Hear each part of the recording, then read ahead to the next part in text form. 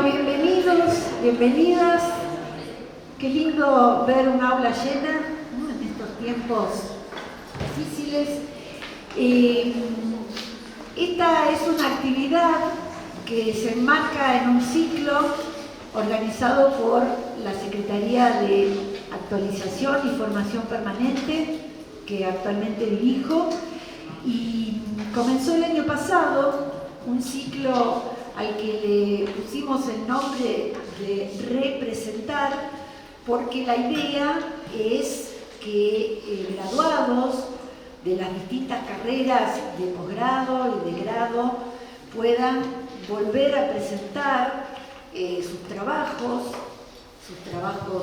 finales de tesis, y el objetivo del ciclo fue, o sigue siendo, rescatar, visibilizar y socializar, ¿no?, esas producciones de nuestros colegas y ponerlas en valor. En este caso, le quisimos sumar algunas cuestiones que ahora les voy a contar. El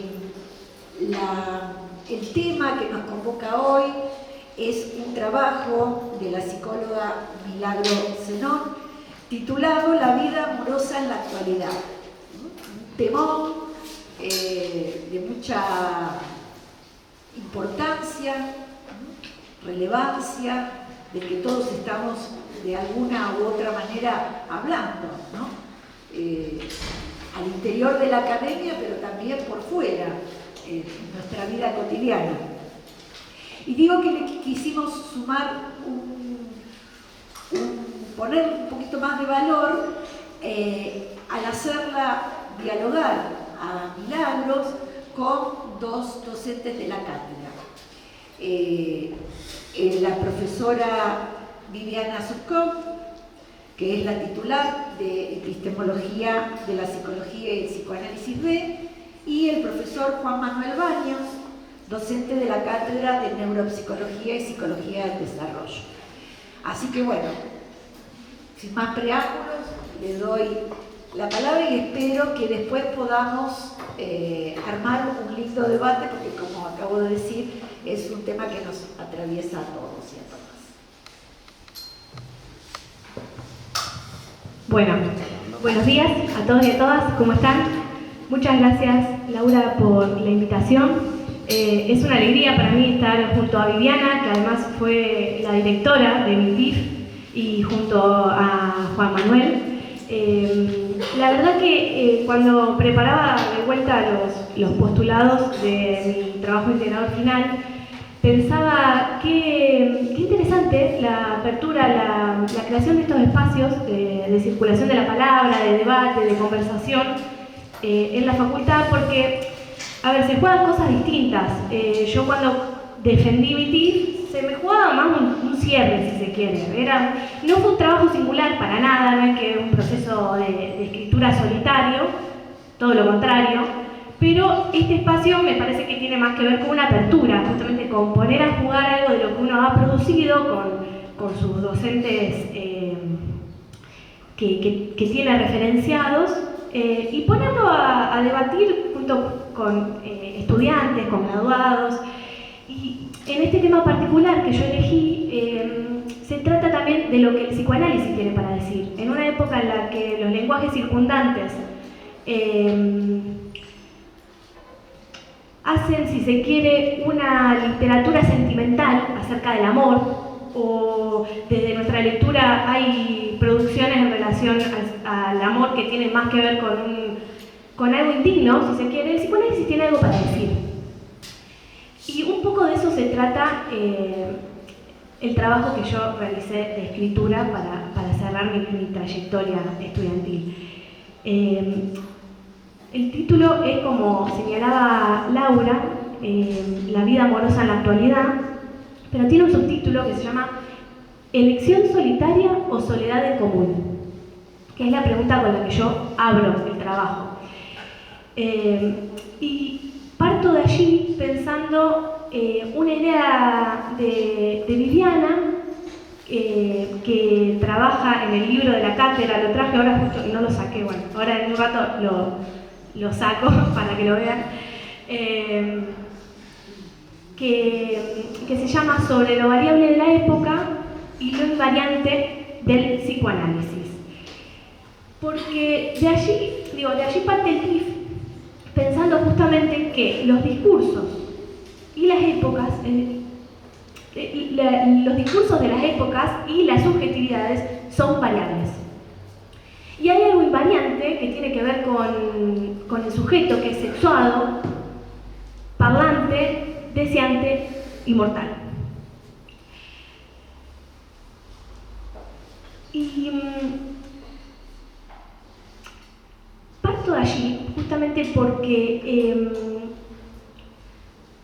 hay algo con lo que nosotros nos encontramos todo el tiempo, digamos, en los medios de comunicación, en las redes sociales, en el consultorio, hablando con amigos, que tiene que ver justamente con las modalidades del decir que producen subjetividades, y también hay algo que no varía, que tiene que ver con lo invariante, que es, por ejemplo, la angustia del sujeto ante el desencuentro con el otro, ante la falta de proporción entre los sexos, ante la falta de complementariedad entre el deseo, el amor y el goce.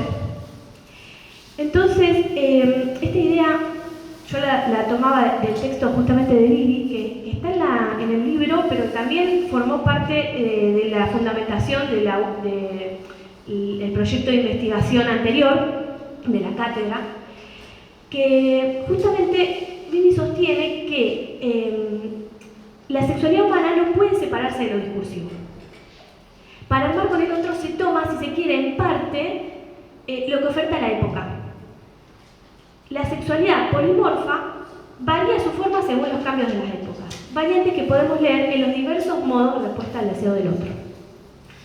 Yo, partiendo de allí, me encontré después con cómo abre Roland Barthes un libro hermoso que a mí me encanta, que se llama Fragmentos de un discurso amoroso, en el que Barthes sostiene que el discurso amoroso es hoy de una extrema soledad y que está hablado capaz por miles de personas, pero abandonado por los lenguajes circundantes, dicen. Ignorado, despreciado o escarnecido por ellos. Justamente por eso decía que me parecía muy interesante esta apertura, ¿no? Poner a debatir y a circular lo que el psicoanálisis tiene para decir, en una época en la que los discursos justamente van más por el lado de el autoayuda, la mercantilización de la vida, completar la falta, proponer todo el tiempo nombres, etiquetas, saberes sobre aquello que en realidad el psicoanálisis nosotros pensamos que es incognoscible, digamos, que no hay un saber acabado sobre la vida sexual, la vida amorosa, la vida erótica de los hombres y las mujeres. Entonces, bueno, a partir de esas dos referencias, yo me preguntaba, bueno, ¿qué nuevas modalidades adquirió el encuentro amoroso, el encuentro erótico entre las personas a partir de los discursos de nuestra época? Y empiezo el apartado, esto lo voy a tocar de manera como muy breve, porque en realidad tiene que ver con la unidad que ahora inicia este segundo cuatrimestre de nuestra materia. Pero voy a situar algunas ideas y algunos postulados freudianos y lacanianos acerca de la vida amorosa para que después tenga un poco de sentido lo que voy a trabajar después en relación a los rasgos de la época y la vida amorosa como efecto de esos rasgos.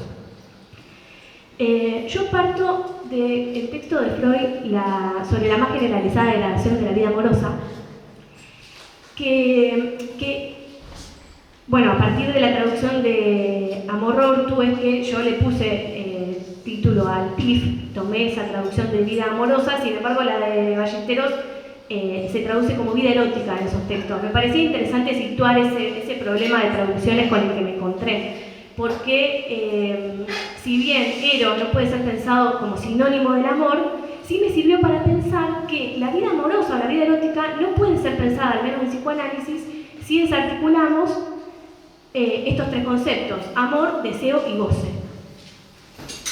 Porque justamente que es esta tríada la que nos permite salir de la apología de una literatura sentimental. No podemos pensar el amor, por ejemplo, sin el goce. Esto es algo que leo en un texto de Juan Rico, que dice, bueno, no podemos pensar el amor si uno no habla también de destructividad, de agresividad, de pulsión de muerte. Y en ese punto me acordaba, esto es una novedad, porque yo en mi trabajo integrador final no tomé ejemplos ni de películas, ni de las redes sociales, justamente que era lo que en realidad había motorizado este interrogante, entonces lo puedo retomar ahora. Hace poco vi una película que me recomendaron muchísimo, entonces dije, bueno, vamos a verla, que se llama Crímenes del Futuro.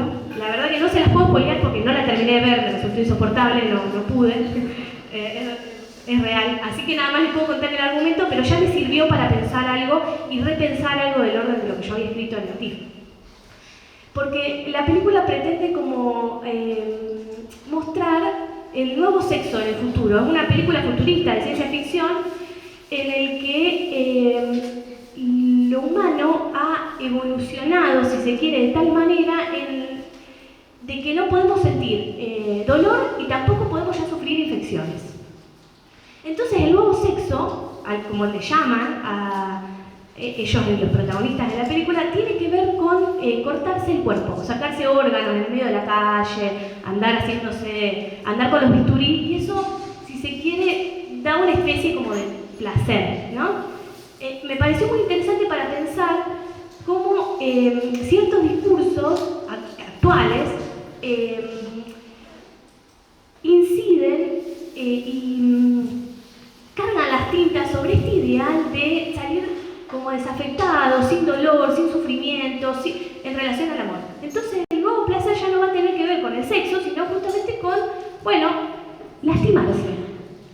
Me pareció muy interesante en relación a los discursos y a lo que yo había trabajado, este ideal como de desafectación, de indiferencia, bueno, no sentir dolor.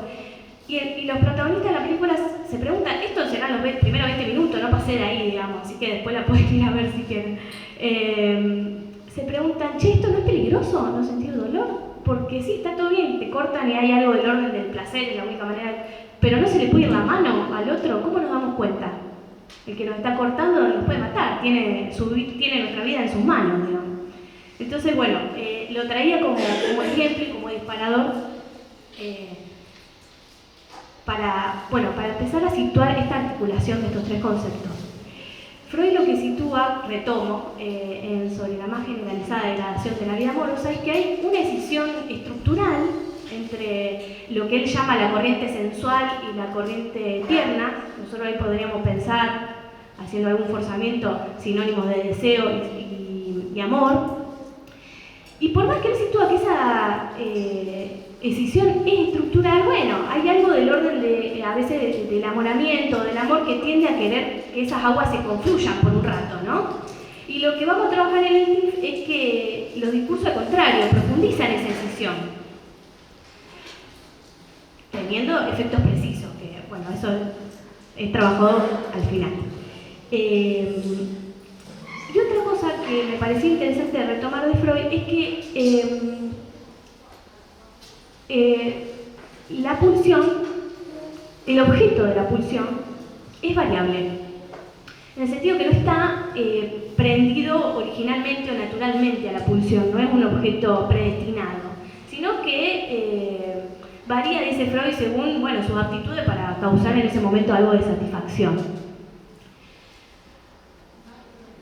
Por lo cual,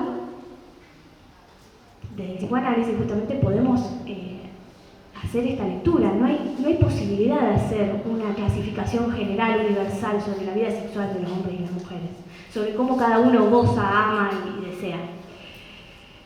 Y es de allí que parte Lacan para pensar justamente el carácter del deseo, porque las nociones que me interesa empezar a articular a partir de ahora es que no puede ser pensado nada del amor ni del deseo si no articulamos algo del orden de la falta, de la castración. En una época en que los discursos tienden como a la completud, nosotros hablamos de la preservación de la falta, porque el deseo según cómo lo trabajamos, a partir de Lacan, no puede ser formado. Incluso no apunta nunca a las cualidades del objeto, dice Lacan, sino a la nada, a esta nada del objeto que causa el deseo. Es decir, la realización del deseo no tendría que ver con algo del orden del encuentro con el objeto, sino de su reproducción como deseo, como constante empuje, inmortal, indestructible. Y en este punto yo, para ya empezar a trabajar algo de lo que tiene que ver con los rasgos de la actualidad, quería tomar justamente las noticias que yo, con las que me fui encontrando y algunas ideas que fui recabando de las redes sociales, justamente para pensar la influencia, la performatividad de algunos discursos sobre las nuevas sexualidades. Allí donde decimos en el psicoanálisis no hay posibilidad de armar un saber general sobre la vida erótica universal. Bueno, hay discursos, por ejemplo, noticias que están tituladas de esta manera. 10 consejos para alcanzar la felicidad en pareja. ¿Cuáles son los 11 consejos para mejorar la vida sexual según Harvard? Amor en tiempos de millennial. Priorizan el bienestar y adoptan entonces nuevo modo de conquista. Desde el casamiento hasta el chongueo, los nuevos modos que tenemos los jóvenes para vincularnos. Y después hay una que me encanta, que la saqué de Twitter, que una sexóloga daba consejos para aumentar la libido en 10 horas. Es buenísimo. Claro. 10 horas de libido. Bueno, hay que probar. Hay que probar.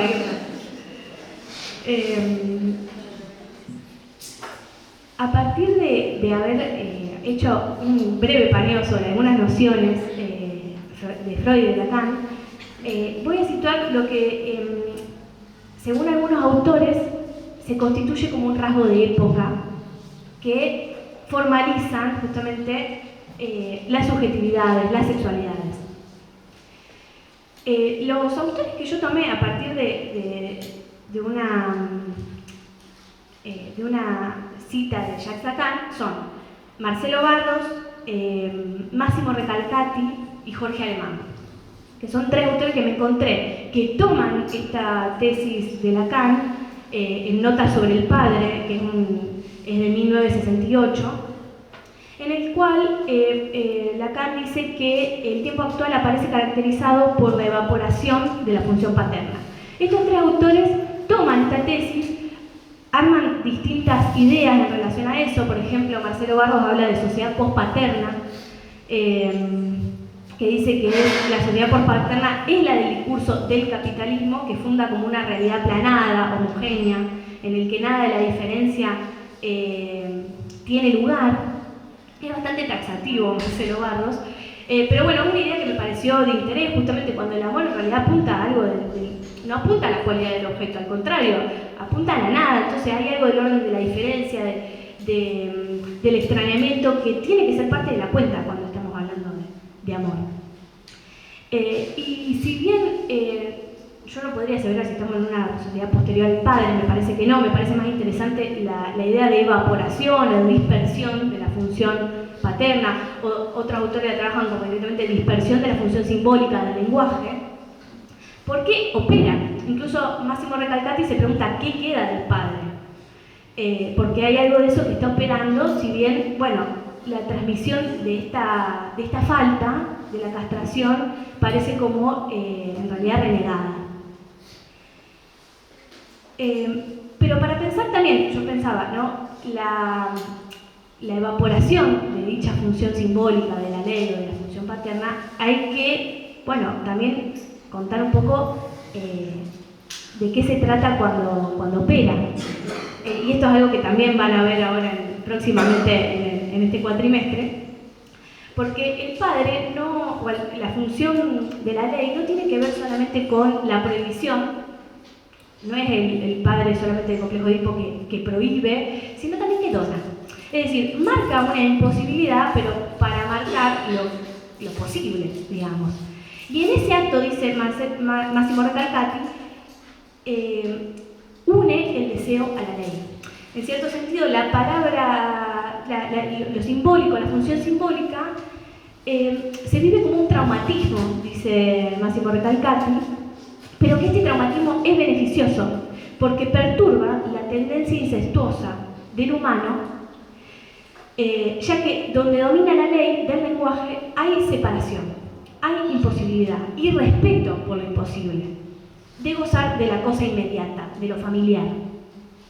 Y esto abre la vía a la eternización del deseo. Entonces, dicha función tendría que ver con permitir esta unión, la de la ley y el deseo. Y Massimo Recalcati trabaja que la dispersión o la evaporación de dicha función tendría que ver con una ley desligada del deseo y un deseo desligado de la ley. Y él dice, esto lo voy a leer porque es una cita muy condensada. Él dice que en el tiempo hipermoderno, como lo llama él, se disuelve el nombre del padre como función simbólica capaz de frenar el goce maldito de la cosa y de promover la unión entre la ley y el deseo. Tendencia incestuosa del goce, ausencia de límites y de prohibiciones simbólicas, desregulación pulsional, muerte del deseo, violencia, racismo, rechazo del otro, culto narcisista del yo, pulsión de muerte, carente de límites, etcétera, etcétera, dice, son el cuadro que definen, si se quiere, la época hipermoderna dominada por la evaporación del padre. Me pareció muy interesante este fragmento porque tiene mucha pertinencia en relación a pensar la vida amorosa, ¿no? En una época en que el culto narcisista del yo, el rechazo del otro, la carencia de límites, influyen a la hora del encuentro, de armar, de relacionarse, de querer algo con el otro. A partir de esta tesis de evaporación del padre, de la evaporación de la ley simbólica, yo tomaba algo que Lacan trabaja en Habla a las paredes. También traje el libro, pero a ver, lo voy a buscar. Porque no, esto lo quiero leer. ¿Se escucha bien? Sí.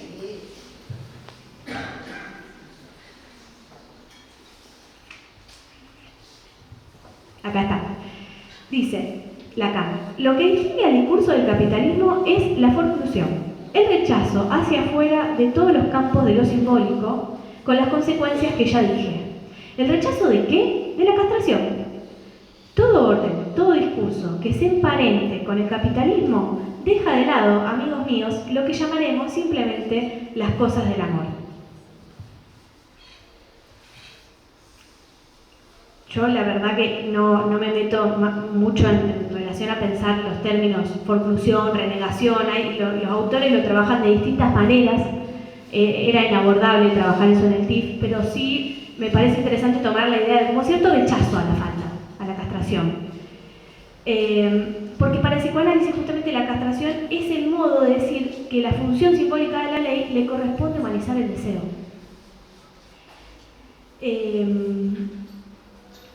Entonces, me interesaban esas dos ideas, ¿no? En relación a cómo los efectos precisos tendrían que ver con un rechazo a la falta y la exclusión de los temas del amor.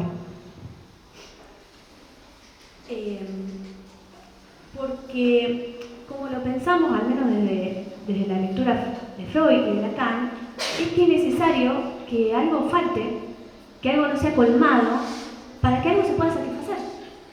O sea, este rasgo del deseo de imposible de colmar no significa una vida llena de insatisfacciones, que es como el ideal que aparece ahora, ¿no? Uno se enamora o tiene algo se acerca a algo del amor, del deseo y tendría que ver con ponerse en falta un dolor que es necesario evitar. Cuando en realidad al contrario, es necesario que algo de la falta opere, que no sea colmado, para que algo se pueda satisfacer.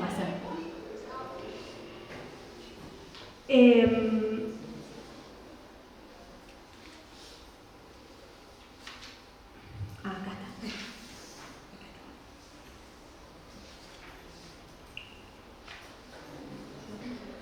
Me fui perdiendo con las páginas. Ahí está. Acá está. Entonces, me parecía interesante situar otra cosa antes de concluir con los efectos de estos rasgos sobre la vida amorosa. Yo pensaba, a partir de la transmisión que hemos tenido en la facultad, el padre siempre es fallido, si se quiere, pero justamente lo que transmite es la falta, la imposibilidad de un saber acerca de lo sexual.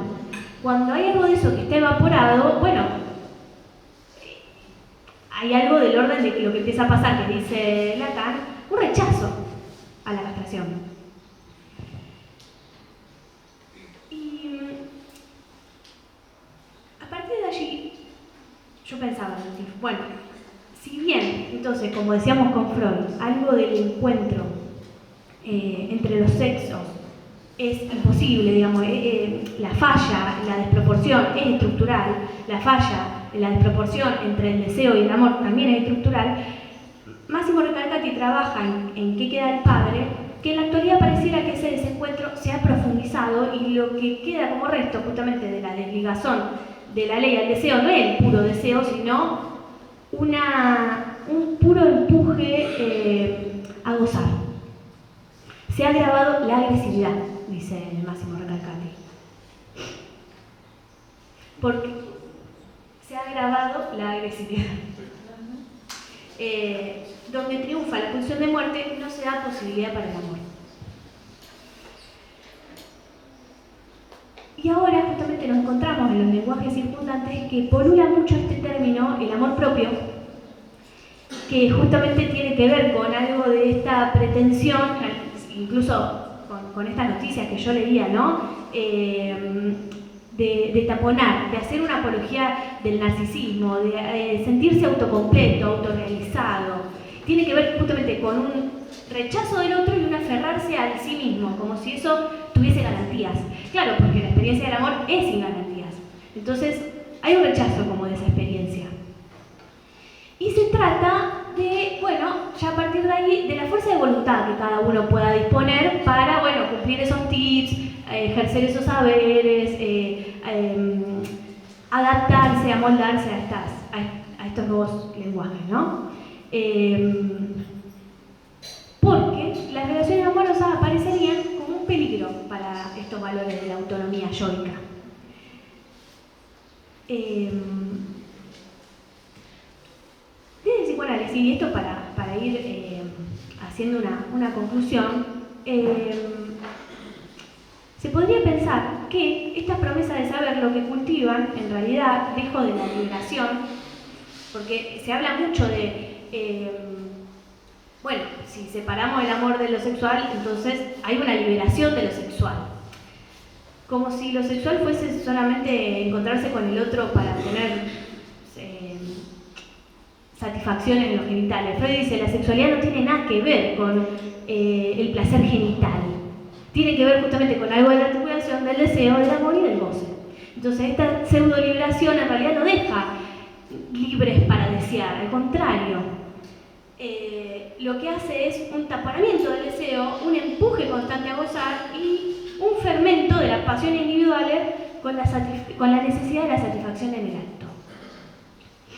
Entonces podríamos pensar que estamos ante una cierta como domesticación por parte de este nuevo orden mundial de lo sexual y que en la promesa de un saber sobre aquello que en realidad es incognoscible, se firma la sentencia de muerte de la vida amorosa, porque cuanto más se satura la falta, más insatisfecho se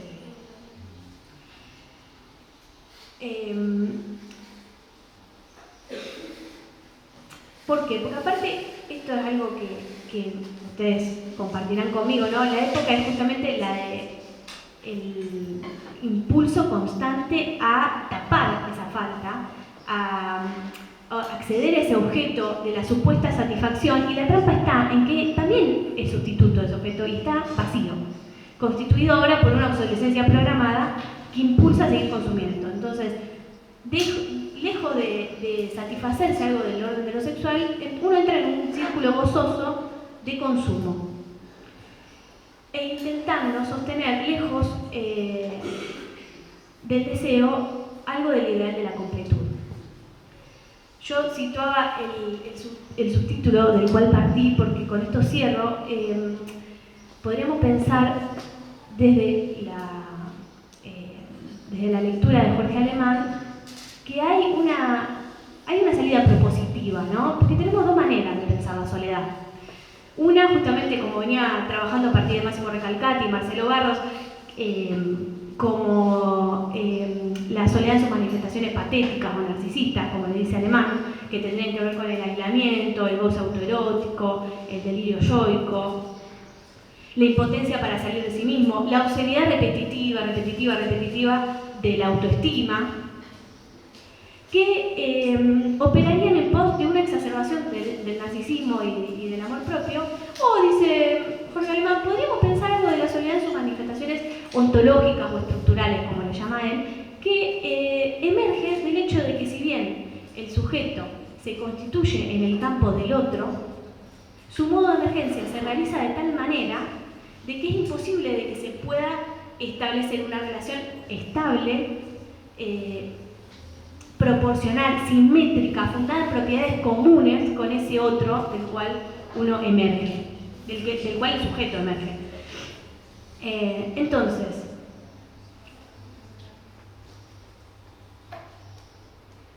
esa soledad, si bien no orgánico una relación simétrica y estable con ese otro, es necesario para el advenimiento del sujeto.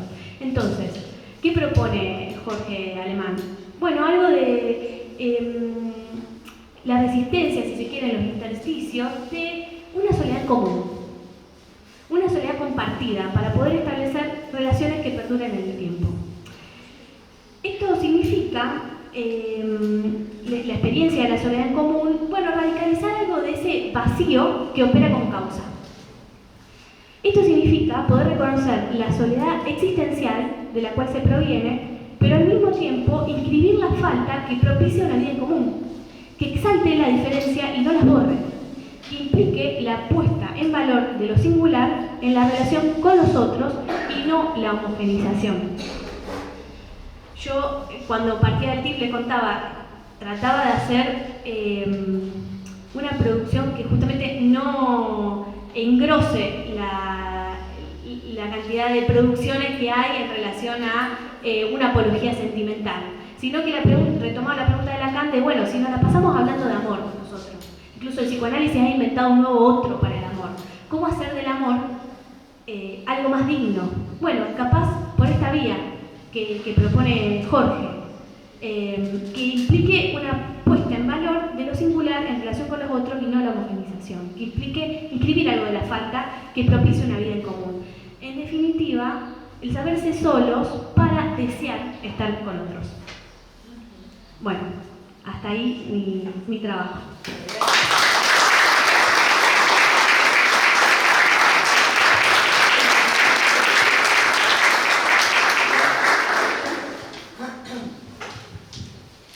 Bueno, hola. Estoy un poco nervioso. Se supone que vos tendrías que estar nerviosa, pero se la ve bastante cómoda. Muy bien. Primero que nada, agradecer a la profesora Peirano por invitarme a este ciclo que ya ha dado que hablar. Me parece muy interesante el poder hacer esta recuperación y que creo que tiene mucho más para ofrecer, así que el tiempo me va a dar la razón. Por otro lado, felicitar a Milagros. ¿Hace cuánto te recibiste, Milagros? Hace un año. Yo tengo un poco de envidia de la buena, si es que es posible eso. Porque digo, ¿qué estaba haciendo yo apenas me recibía, no? Esta chica hizo un TIF, yo no tenía que hacer TIF. Realmente es un trabajo que vale la pena que hoy los que se reciben, digamos, tengan que poder transitar por allí, ¿no? Obliga a a un movimiento más que interesante, un trabajo que yo, bueno, leí tu trabajo, lo leí un par de veces y digo, wow, esta chica es una colega re joven, yo estaba en otro mundo, no tenía nada. Bueno, en fin, esto pasó en mi caso hace 20 años. Así que bueno, felicitarte por eso y por supuesto también agradezco la presencia de Viviana Zucov, que es una referencia, excelencia en esta facultad. Así que bueno, nada, y yo voy a desentonar un poquito con la mesa. Bueno, dicho eso, ya me cubrí, cuento un par de cosas que me pasaron cuando leí ese trabajo. La verdad es que quedé muy impresionado favorablemente. Es un trabajo que hace un recorrido por un montón de, digamos, problemáticas que a mí me convocan muchísimo, con toda la dificultad que esto trae aparejado, porque no quiero exagerar, pero diría que cada 2 párrafos disparaba toda una línea de pensamiento y de autores y de producciones en lo personal y en lo clínico, dentro de mis derroteros teóricos, también lo que pienso respecto a mis pacientes, y se me hizo como un poco extenso. O sea, también es un problema mío, ¿no? Yo soy un poco de abrir mucho y después tengo que hacer todo un trabajo para circunscribir algo pequeño, ¿no? Tengo que comentar algo sobre este trabajo y da para muchísimo. Es como que cada página de este TIF invita a todo un desarrollo, ¿bien? Dicho eso, bueno, hice el esfuerzo y recorté 2 o 3 cosas que me parecieron que entraban bastante en sintonía con lo que yo pensaba, o me permitieron ir por allí y pensar algunas problemáticas de mis pacientes. Voy a ser lo más breve que pueda, que no es una virtud que tengo. Empiezo con Máximo, que por supuesto no es el nombre real, pero le puse Máximo porque era de intensidad máxima el muchacho. Tenía 10 años en ese momento, ¿no? Los padres se acercan a la consulta principalmente por reacciones muy agresivas que tenían con sus compañeros, y particularmente lo último que ha pasado era una respuesta muy agresiva hacia ellos en una situación particular. Bien. Maxi, rápidamente lo pinto, es un chico, por supuesto, dejando de lado muchas cosas, que miente permanentemente, pero miente en un sentido, en el sentido de cierta grandeza. Le miente a sus compañeros permanentemente diciéndoles que la familia cambia el auto cada 2x3, que tiene una 4x4 que no sé qué, que hace viajes, que fueron a Disney, que fueron a Miami. Los padres se miran la cara frente a esto porque dicen, ¿qué está diciendo este pibe? ¿No? Yo cuando llegué al consultorio, por ejemplo, al principio, empieza a mirar un poco todas las pavadas que yo tengo ahí, y entre esas estaba el ajedrez. Cuando, como no proponía nada, le propongo yo, digo, ¿querés jugar al ajedrez? ¿Sabes jugar al ajedrez? Sí, dale. Y empezamos a jugar y no sabía jugar al ajedrez. A lo sumo habrá tenido una mínima noción de lo que era el ajedrez, pero no tenía idea. A medida que avanzábamos, intentaba explicarle y no le interesaba, y de hecho inventaba reglas permanentemente con las que me ganaba, y por supuesto no corrían para mí, ni siquiera un invento de una regla común que sea un piso común para ambos, ¿no? Por supuesto, yo lo dejo ser, pero cuando en algún momento quería utilizar estas reglas para también ganar un poquito, a comer alguna ficha o hacer algo, él rechazaba por completo mi actitud y hasta se molestaba. Bueno, algo de esto le pasaba también con sus compañeros. Él en todas las actividades tenía que ser el mejor, aún ficticiamente, ¿no? No en el sentido de querer progresar y destacarse, sino realmente de ganar a cualquier costo y a veces llevándose puesto al que se tenga que llevar. En general tenía muchos problemas en sus relaciones interpersonales. Tenía que ser el mejor, yo podría decir que tenía que ser el uno, ¿no? Porque al fin y al cabo el problema de ser el mejor es que no hay lugar para nadie más. Hay un solo lugar que es el mejor.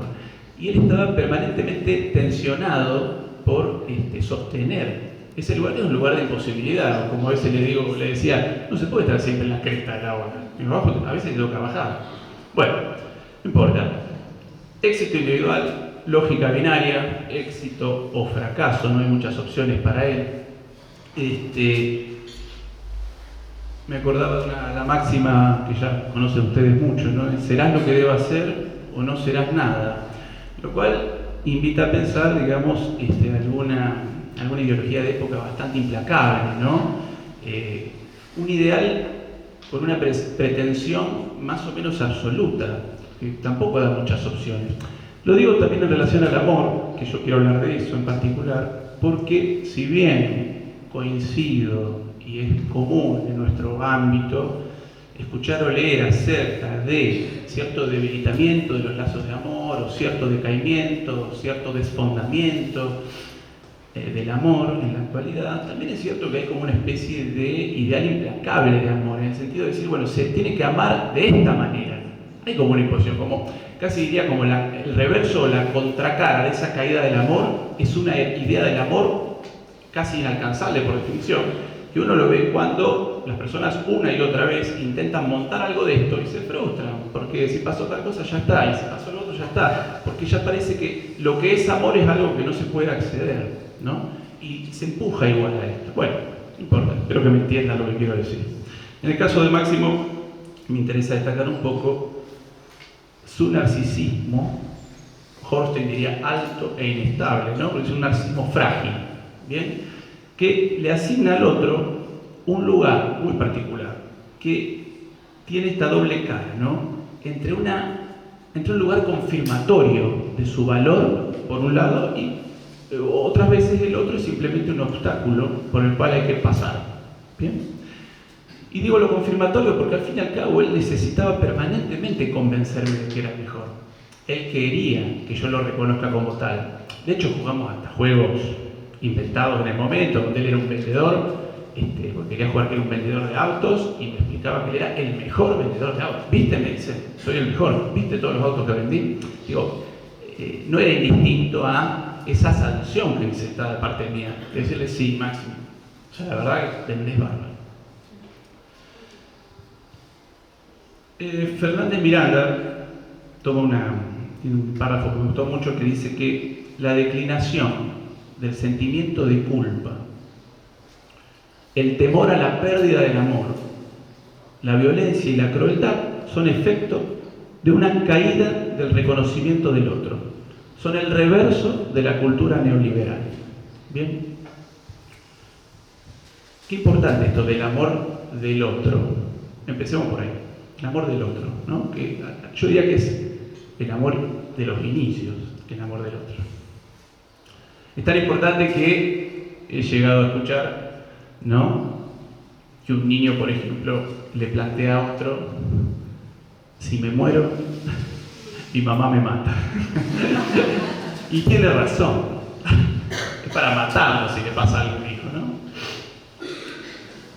Pero más allá de lo vital, la idea de que un niño pueda morir, le preocupa mucho eso, la pérdida del amor del otro, ¿no? Que el otro amado, querido, de los orígenes, nuestros objetos significativos, de repente nos digan, ¿cómo te moriste, flaco? No es morir el problema. El problema es que el otro retire su amor. Silvia Blechman plantea que la fuerza moral, lo que llama la fuerza moral, se extrae del temor a la pérdida del amor del otro, pero también sumándole el deseo de no dañarlo. ¿Qué quiero decir? Que inicialmente es importante, tempranamente, ese temor a la pérdida del otro, ¿no? Como algo que empieza a implicar cierto tope, cierto acote, cierto rehusamiento de un goce autoerótico, ¿no? Eso no se hace. Cierta condicionalidad. Es decir, bueno, yo te amo, pero te amo más si haces lo que te pido, de alguna manera, ¿no? Eso se desliza. Pero no solo eso, sino que es necesario que, además de ese temor a la pérdida del amor del otro, empieza a funcionar algo del orden de el cuidado del otro. El temor, si se quiere, a dañar el objeto amado. Son dos cosas. Es el amor del otro y el amor hacia el otro. El amor del otro y el amor de objeto. ¿Bien? De alguna manera, y esta no es una tesis mía, el sentimiento de culpa reconoce estos orígenes, ¿no? Para que el sentimiento de culpa se instale, su antecedente son esta preocupación por el amor del otro. ¿Se escucha bien? Bueno, acá retumba todo. Por el amor del otro y por el cuidado hacia el otro. Esto que Freud llama un dique anímico, ¿no? Los diques anímicos, la moral, ¿no? El pudor, la vergüenza, el asco, la compasión. Freud llama compasión a ese poder de alguna manera conectarse con algo del sufrimiento del otro y que eso haga tope a la crueldad pulsional, al sadismo. O sea, antes de que la represión funcione, los diques anímicos nos van haciendo de tope. ¿De tope a qué? A la crueldad, que es como Winnicott llama a la actitud del bebé hacia su madre. Dice, estoy tratando de ser sintético. Hay dos textos de Winnicott que tomo en este momento. Uno es el odio en la contratransferencia y el otro es el desarrollo de la capacidad para preocuparse por el otro. ¿Bien? Tocando estos dos textos, lo que aparece primero que nada es que la madre odia a su bebé y da 17 razones por las cuales lo odia. No es para hacer de esto una ensalada, un jugo, pero sí para dar cuenta de que la madre odia a su bebé mucho antes de que el bebé pueda odiarla. ¿Bien? ¿Por qué? Porque el bebé todavía no se integró, todavía no tiene un yo, todavía no puede odiar, ni es un objeto completo, ni la ve como un objeto completo a su madre, pero sí hace un uso despiadado de ese objeto que es su madre. ¿Bien? Ese uso despiadado que el bebé hace de ese objeto que es su madre es la crueldad pulsional. Así lo llama Winnicott a el movimiento pulsional sobre el objeto en esta capacidad para preocuparse por el otro. ¿Bien? Entonces la pulsión es cruel. ¿Bien? Y eso es lo que hay que acotar. Ese sadismo, esa mezcla de agresividad y placer. Y antes que funcione la represión, como les dije, van a funcionar estos diques.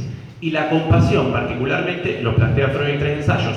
Silvia lo toma y uno le presta atención, porque al fin y al cabo yo no le había prestado atención a la compasión como dique anímico. Esa compasión es la que empieza a hacer un poco de obstáculo a ese, vamos a decir, uso despiadado del objeto. Después juntos. Bien. Yo lo que quiero llamar la atención es simplemente sobre esto, y para pensar también lo que le pasa a Máximo y quizá a muchos otros chicos, ¿no? Que es que este debilitamiento del lazo amoroso podría poner en juego cierta caída de la compasión, cierta caída del cuidado por el otro. No, sin embargo, perdiendo esa otra cara que estaría en los orígenes del sentimiento de culpa, que es cierta dependencia por el amor del otro.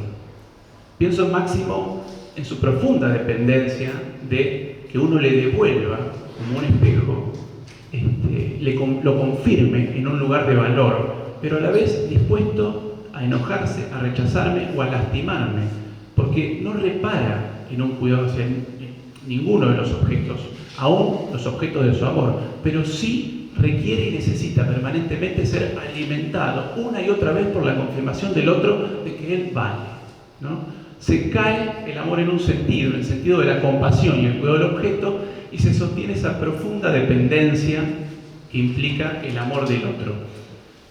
No voy a profundizar, pero ahí se abre un panorama también en relación a las redes o lo que puede ser Instagram, y la profunda necesidad a veces de que una y otra vez los likes o los comentarios nos confirmen en un lugar, quiero decir, la profunda dependencia que le puede generar a una persona ese feedback, ¿no? Que se ve mucho, por supuesto, en algunos casos de pacientes míos adolescentes, pero también en adultos.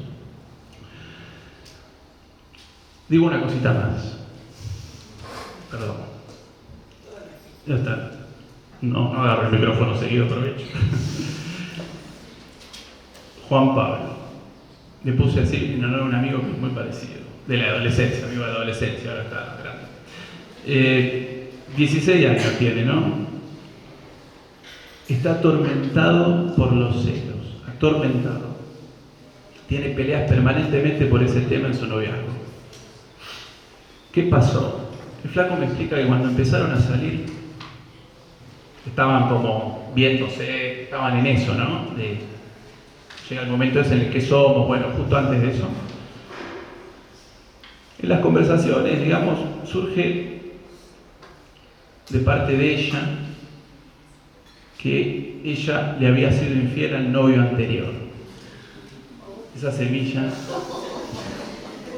ese momento, ¿viste? Donde, ¿viste? Vos sentís como que está todo bien, nos abrimos.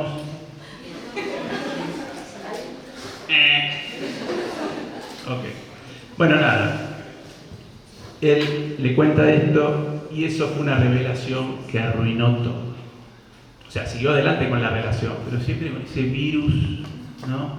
De que esta es una cagadora serial. De hecho, se refería a su novia, con la que ya hace buen tiempo que estaba, por momentos, como una puta. No puede ser tan puta, me decía. Acá son todos adultos, así que lo puedo hablar.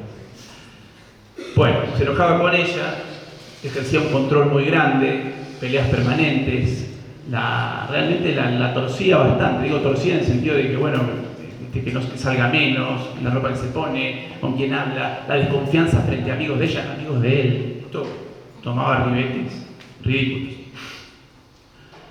Este caso me resonó porque poco tiempo después recibí un caso similar, pero de un adulto de 50 años, casado con 2 hijos. Pasó algo parecido. De hecho, tuvieron un buen tiempo de novios. Primero anduvieron un tiempo, la historia de él, después tuvieron un buen tiempo de novios, después dicen, bueno, vamos a casarnos, digamos, hacemos los preparativos, vamos poniendo fecha, y pisa de nuevo el palito, y ella confiesa, en un momento cuenta que cuando estaba de novia, de hecho cuando estaba de novia con otro flaco, se veía con él. Él sabía, pero lo revelador y lo terrible fue que ella le cuenta de que también había estado con otros además de él. No era el único. Porque, digamos, él tenía la fantasía de que ella estaba en una relación insatisfactoria y él era el satisfactor. Y había otros. Bueno, yo lo digo así simpático, pero fue una tortura para este hombre. Bueno, pasaron los años, se casaron, tuvieron hijos, pero este enojo iba y volvía, y también terminaba similar. Digo, es interesante porque 16 y 50, ¿no? Situaciones muy distintas, pero de forma similar terminaba condicionando a esta pareja a la cual no quería que labure. Me contaba que estaba pensando en tener otro hijo más, porque la idea era que ella esté ocupada en casa. Bueno.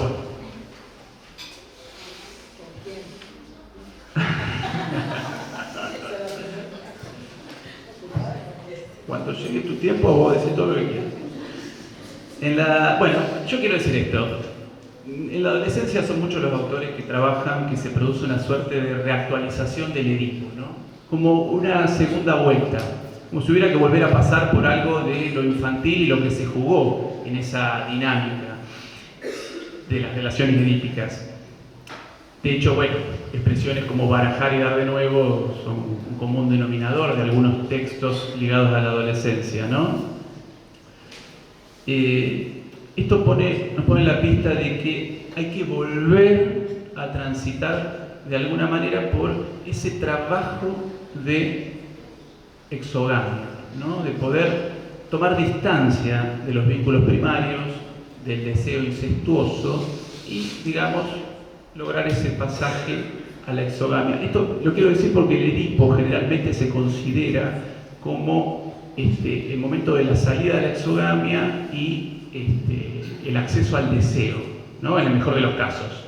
Esto es así, pero yo creo que en la adolescencia es donde se juegan realmente las últimas cartas de la salida de la exogamia.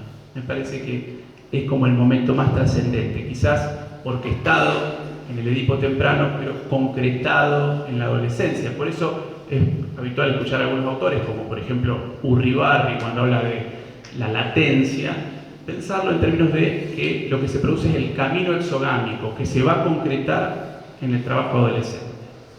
Muy bien.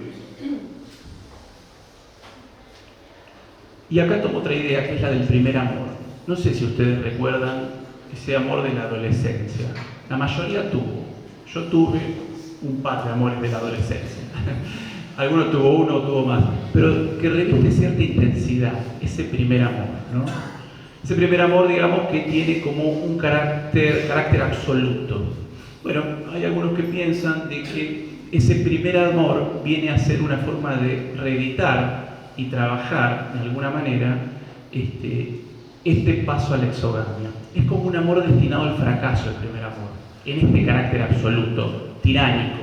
Y para eso hay que entender el Edipo no en el cuentito burgués que alguna vez hemos leído, sino en los aspectos eróticos, agresivos, posesivos, en las fantasías de posesión del otro, en todo lo que se juega, que habilita, de alguna manera, a esa exclusividad, ¿no? Como le pasa a un niño cuando está la mamá y se acerca el papá u otro hermano y dice, no, es mía, ¿no? Hay algo posesivo en ese deseo erítico que se revela en la adolescencia, una relación de tipo exogámico, sí, pero que reedita algo de este primer amor. Y cuando digo que ese amor, ese primer amor adolescente tiene que fracasar, por supuesto que en general fracasa, lo sabrá la mayoría acá, pero aún en los casos de que una relación prospere, algo de esa dinámica tiene que caer, la dinámica de lo absoluto, porque tiene tufo a incesto. ¿Bien? Entonces lo que digo es que tanto para Máximo, como para Juan Pablo, como para mi otro paciente que no le puse nombre, y tiene 50 años, habría que pensar primero en si las condiciones actuales del lazo amoroso no favorecen cierto estancamiento en relación al acceso a la cosa del goce o al goce materno. Por un lado, digo, si esto es caldo de cultivo, el trabajo que ella realiza es un caldo de cultivo para que relaciones posesivas, de cosificación del otro, de la búsqueda de una especie de vínculo absoluto que no reconoce límites, no estaría de alguna manera favorecido en la actualidad, por un lado. Y por otro lado, en este paciente adulto, decir, bueno, si no hay algo adolescente ahí que insiste, al fin y al cabo, también quizás favorecido por estas condiciones actuales que invitan no a la renuncia o a la pérdida, sino, digamos, a cierta continuidad en un deseo incestuoso que, por definición, es posible, pero que de alguna manera parece que se empuja a su logro. Lo dije raro, pero ustedes me entendieron. Solo eso.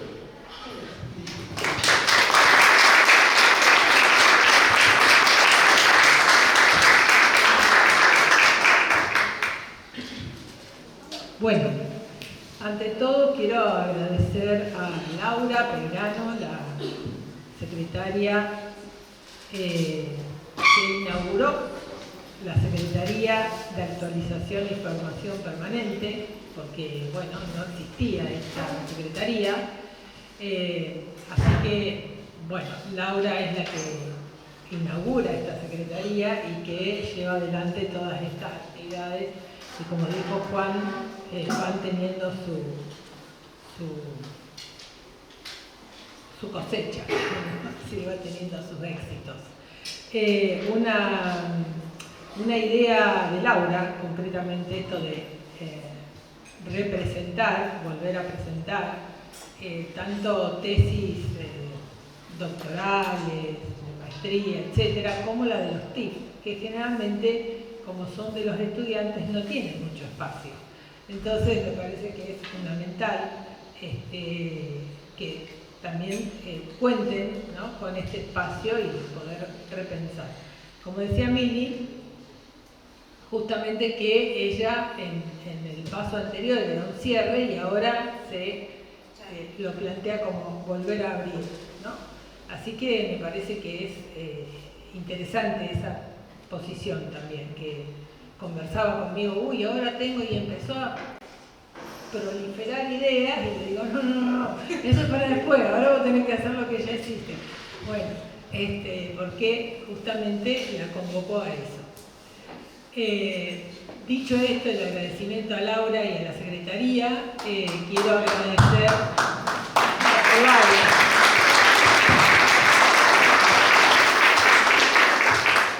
quiero agradecer la presencia de todos ustedes acá, todas y todos, así no soy tan antigua, no solamente estudiantes, sino también docentes, colegas, ¿no?, que se han venido a participar de esta actividad. Obviamente no puedo dejar de felicitar a Mili y a Juan por sus trabajos, que la verdad que ahora no sé qué voy a decir yo, porque lo que tenía pensado ya quedó fuera de época, a propósito del tema, y bueno, me noté tantas cosas que estoy como Mili abriendo en lugar de cerrando. Algo que sí iba a decir de entrada es esta cuestión de que Mili arrancó con una cita mía y yo dirigí el trabajo, pero les puedo asegurar que yo no la obligué a que arranque con esto, ni le puse mi texto adelante, simplemente fue ella que se ve que la convocó, así que feliz por eso, pero pareciera que fue una imposición de mi parte. Bueno, a propósito de eso voy a arrancar por ahí, ya que estamos. Ella tomó en cuenta la cuestión de lo invariante y lo variable, algo que venimos trabajando hace tiempo, digamos, pensar a lo invariante como una articulación lógica. El psicoanálisis es un discurso que invita a una lógica. Y como tal, como lógica, no se puede vincular a la época, a lo variable, pero eso no deforma el psicoanálisis. Lo digo a propósito, el deformar, porque hay nuevos o viejos autores que lo quieren modernizar y entonces se desvirtúa su lógica, ¿sí? Nos puede gustar, no gustar, estar de acuerdo o en desacuerdo, pero hay una lógica y eso como tal es invariante. En el libro anterior, en el libro que está, este texto salió mal, pusieron lo invariable, y si nosotros ponemos lo invariable es un adjetivo y no es un articulador lógico, por lo tanto está mal, lo corregí, pero bueno, se ve que de la editorial no le gustaba y pusieron el adjetivo y no está bien, es lo invariante como articulador lógico. Y lo variable sí concierne a la época, ¿no? Y puede tener toda la variabilidad que consideremos. Una de las cuestiones que quizás podría yo pensar en relación a las dos presentaciones, tanto la de Mili como la de Juan, que bueno, gratamente escuché a Mili, ya la conocía, a Juan, que no lo había escuchado nunca, y presentó tres casos, lo cual es muy interesante porque pone de manifiesto su clínica, que realmente pocos colegas he escuchado que pongan algo de su clínica, ¿no? Como para presentar. Yo no trabajo con niños, pero sin embargo uno podría leer algo de lo que Juan trae en relación a también adultos, porque digamos que cuando Freud habla de la niña y el niño, esa niña o niño es el adulto, ¿no? Sigue siendo en el adulto, no es que ya pasó, ¿no? La niña que juega a ser mamá, cuando es mamá, es esa niña en su Edipo que ha sido mamá, ¿no? No lo podríamos separar, es en otra época, pero no podría separarse. Esas cuestiones, esas fantasías, ideas de juego, etcétera, de la niñez aparecen jugadas en la madre y en el adulto, que a veces es muy anterior, ¿sí? Incluso a tener una hija o un hijo. Así que, bueno, por eso decía, no es tan separado. Lo que sí me preguntaba en función de Máximo, cómo que bien elegido el nombre está, ¿no? Y Juan hacía esta diferencia, no ser el primero, sino ser el único, ¿no? Bueno, pobre, ¿cuánto le habrá costado esto, digamos, ¿no? Yo me imagino, porque, escuchándote, porque, bueno, ¿qué se le jugará en la familia? Pensaba yo, en estos padres, que él no puede ser sino único, no el mejor, ¿no? Yo me lo pregunto desde el otro, ¿no? Y donde no puede haber ningún tipo de fracaso, límite, impas. Entonces, no podríamos tanto separar la niñez del adulto, más allá que uno, en mi caso, yo no trabajo con niños, pero me parece que no podríamos separarlo y que estas cuestiones tienen que ver justamente con lo que decimos de lo invariante en psicoanálisis, que la Mili lo marcó muy bien con el amor, el goce y el deseo. Y entonces ahí era un poquito lo que yo había pensado arrancar. ¿Qué decimos cuando decimos sexualidad en psicoanálisis? ¿No? Porque uno da por sentado, pero bueno, creo que no es tan sencillo. Mili algo dijo y tiene que ver con la cuestión del discurso. Pero bueno, también dijo Mili la cuestión de la pulsión. Y eso es la diferencia entre el psicoanálisis y, entre el psicoanálisis, la sexualidad para el psicoanálisis y lo que es del orden del animal, ¿no? El animal es instinto, ya sabemos, tiene un objeto predeterminado. La pulsión es sin objeto, ¿eh? Por eso no se puede colmar. Y todo el tiempo está en juego la cuestión de el no se puede, la castración, el límite, el sin garantías, decía Mili, sin garantías del amor, decía también Juan, ¿no? Lo que pasa es que es sin garantía la vida, ¿no? Entonces, no podemos apelar a la garantía, porque la vida misma es sin garantía. Pero quizás esto que aparece como, ¿no? A veces la castración, la falta, los límites, parece que no se puede hacer nada. Yo creo que es al revés, ¿no? Que la vida sea sin garantía es lo que hace a la vida misma. Si no, no habría vida. Si fuera eterna, inmutable, no habría vida. No existiría la vida, no tendría, cuando hablamos de lo imposible, Mili dijo, lo imposible hace a lo posible.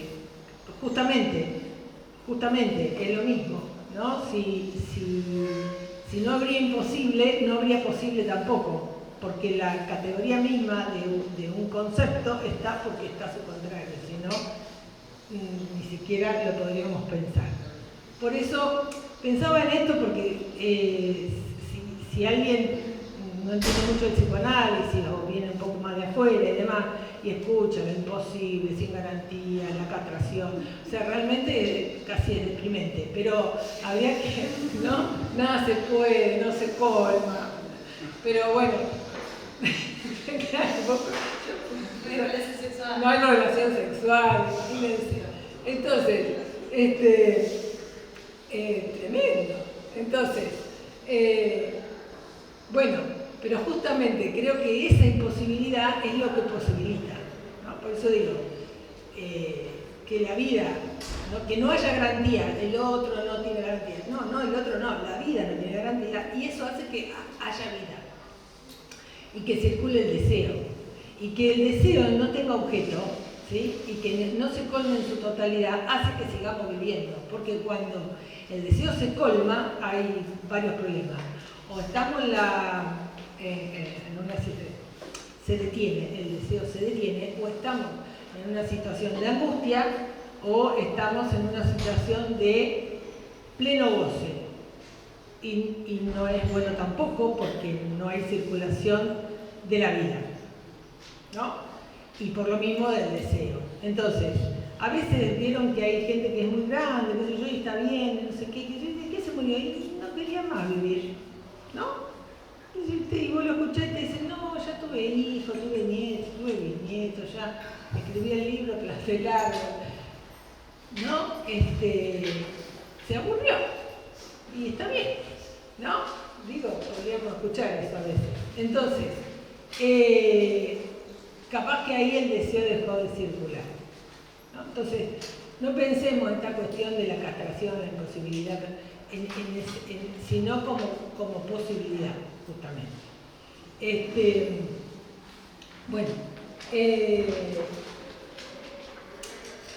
y eso es la posibilidad también del amor que decía Juan, porque esta cuestión si el otro es tan perfecto o tiene que tener no solamente se pierde la erótica, el deseo, sino también el amor mismo. Entonces, bueno, sería una cuestión que también imposibilita. Bueno, y una pequeña cosa más que me gustó, que marcaba Juan, que habla de un tal Juan Pablo, pero él se llama Juan.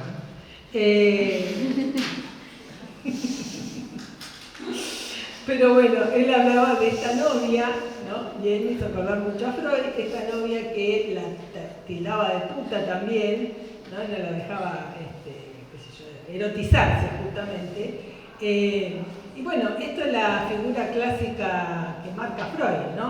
Que la mujer tiene esta doble cara, la de la erótica y la del amor, la corriente tierna y la erótica, a propósito de la división que hablaba Mili al principio de la erótica y el amor, que Freud la nombra como la madre y la puta, ¿no? La corriente tierna y la erótica, pero no porque la puta es puta, ¿sí? Sino porque es erótica, ¿no? Porque promueve el deseo, porque promueve ser objeto de deseo para el otro. Y esto no lo promueve una madre, porque una madre no promueve el deseo en su niño, ¿no? Entonces aparece esta cosa, esta división. Y esto es lo que presentaba Pablo, ¿no? Muy interesante en este chico. Dicho sea de paso, no hay que contarle a nadie las vidas anteriores. Es un consejo gratis. Claro, pero no de analista, no de analista. Los 10 consejos, ahí está. A ver, que traigan usos pseudónimos. Claro. Me dio risa cuando noté el nombre de una Juan.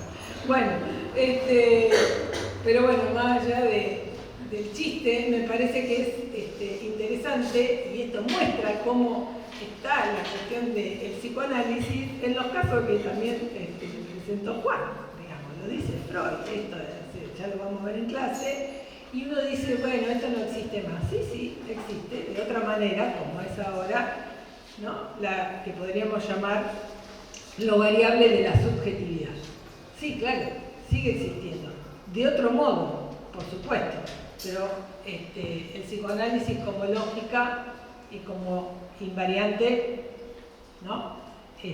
Subsiste a la cuestión de la época. Bueno,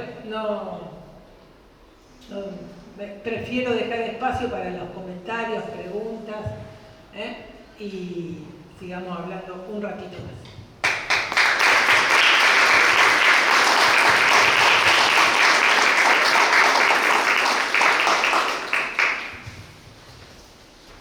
¿Preguntas? ¿Comentarios? ¿Agregados?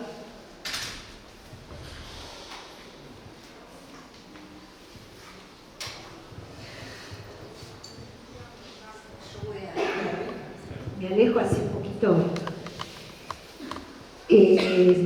Tanto Juan como Viviana sabe que yo estoy media leyendo cosas de un francés que se llama Eric Servín y de un chino que ahora no me sale el nombre, de un Chun, no sé qué. Coreano, bien. Y entonces estoy como muy atravesada por algo del orden de la obsolescencia programada que vos mencionás, que uno podría traducir como fugacidad, sí, básicamente como cosas así, compulsivas, fugaces, de corta duración y de una gran insatisfacción.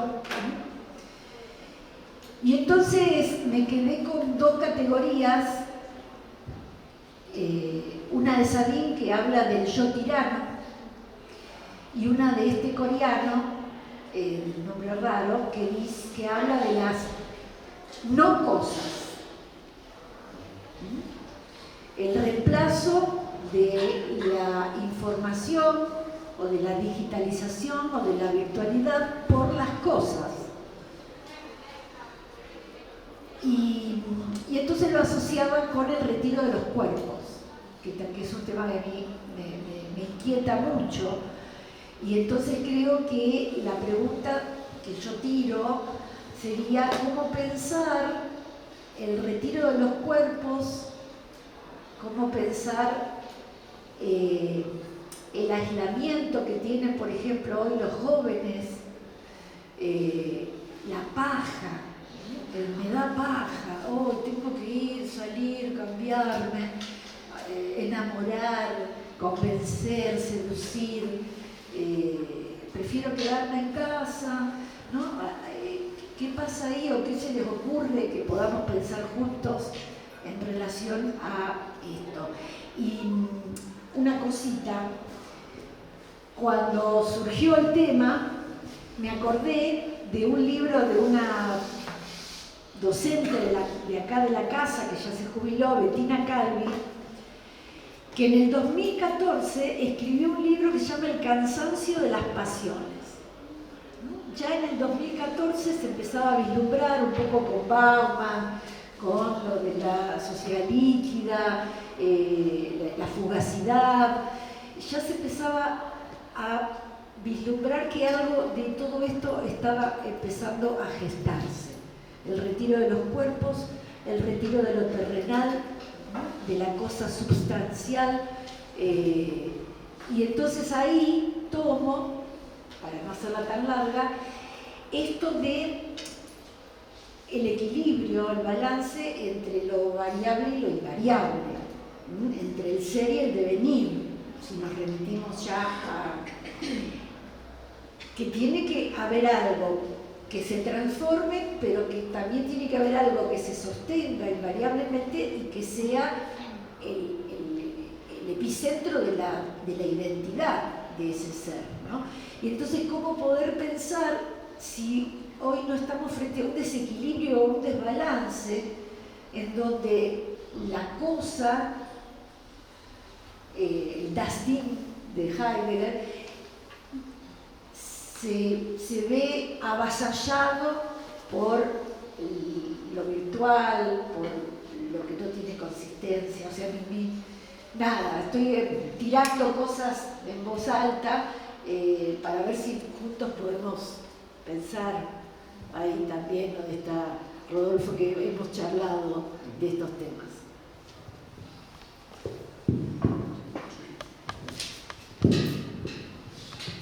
En relación a esto que traía Laura de la paja, se me venía esta idea, recordaba algo que dice Lacan, porque, a ver, en la vida erótica, ir a buscar por la vía del otro algo de la caricia que uno solo se podría hacer implica un laburo, o sea, es un trabajo. Esto lo digo en relación a algo de la paja, ¿no? En ese sentido, es más fácil quedarse en el goce autoerótico, si se quiere, de la cosa, gozando solo, con los ideales de completud, de amor propio, bueno, y las cosas que estuvimos conversando.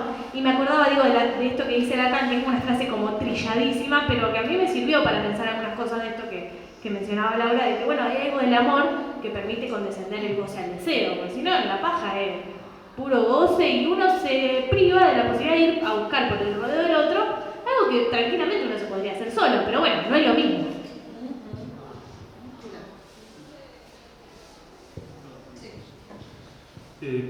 Un comentario, vos hablabas del retiro de los cuerpos y yo me quedó la imagen, por supuesto, de la virtualidad y del ghosting, ¿no? Te ghostearon, ¿viste? Esto me lo cuentan también mis pacientes, pero lo voy a contar yo porque a mí me ghostearon. Y yo te voy a decir algo, yo soy de otra generación, en el sentido de que hoy no ando por las redes, por ahora.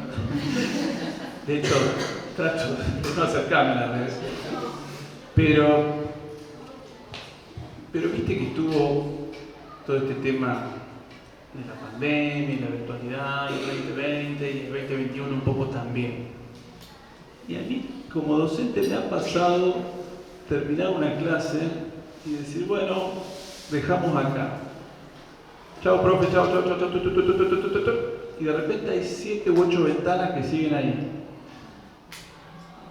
Dejamos acá. Nada. Lo que quiero decir es que es fuerte esta labilidad del lazo. El otro puede estar o no, ¿no? Y de hecho esa imagen de las pantallitas con la cámara apagada y el micrófono bloqueado, que permanecen ahí cuando la clase terminó, es un estar sin estar. Y lo pienso en términos de la vida amorosa también, ¿no? Porque hay algo de la vida amorosa también que se juega en el lugar del docente y el estudiante, ¿no? Y bueno, esa fue mi experiencia del ghosting, pero también tengo pacientes que me cuentan de esto en sus relaciones, ¿no? Que el otro puede estar, puede no estar, a veces ghostean ellos, a veces a ellos los ghostean, y me llama esa la atención, la habilidad que tiene ese lazo. Puede estar, a veces termina la clase, a veces están, a veces no, a veces cortan. Yo no sé, yo doy clase y no sé si el otro está o no está, digamos, ¿no? Bueno, eso.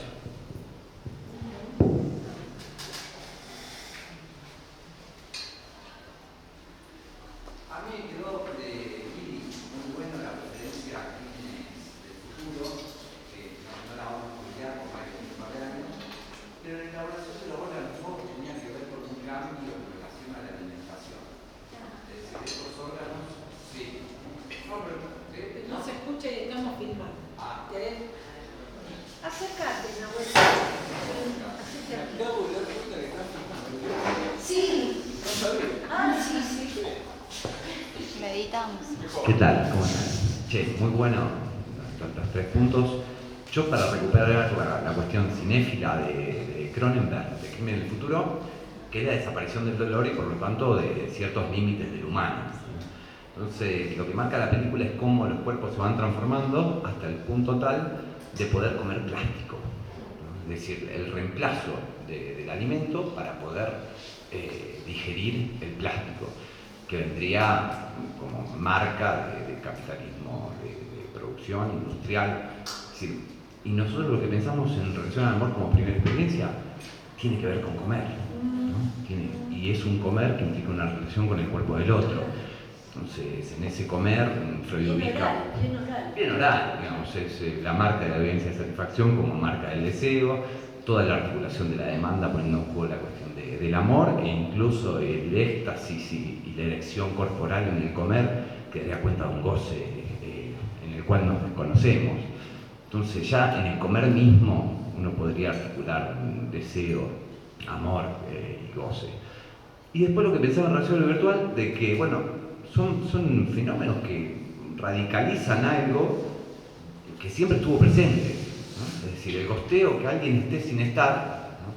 Puede pasar incluso con el cuerpo presente, ¿no? Es decir, uno puede hacerse la paja con el cuerpo del otro. El cuerpo del otro no garantiza de que haya una relación, ¿no? Entonces, antes te dejaban plantado, que tenía un poco más de dignidad, el desgarro era mucho más concreto. El ghosting es como más... No te pasó nada. Algunos fueron más privilegiados que otros. Entonces, nada, la cuestión, hoy pensamos época pasional y decir, bueno, hay algo de estos diques morales, yo te voy a robar de Winco porque es buenísimo, no lo tengo ubicado, pero que hay mucha vergüenza en relación al deseo de hacer un movimiento que tiene que ver con buscar al otro, con tomar la palabra, con la seducción, con comprometer al otro a ciertas cosas, y hay muy poca vergüenza, o hay muy poco asco, muy poco a otros modos de satisfacción, ¿no? Es como, hoy no, es decir, podemos escribir cualquier cosa. Yo cada vez que veo una publicación en Instagram de Independiente, después del 2-0, que yo entro, como para toda esa cosa y se escriben cosas que uno no diría jamás, personalmente, es decir, si tuviera que decirla te daría muchísima vergüenza, tendría como muchísimos reparos, como asco y vergüenza ante ciertas cosas que uno diría que garrón, y muy poco asco ante ciertas cosas que terminamos comiendo plástico, terminamos en nada, muy bueno el proceso, ¿no?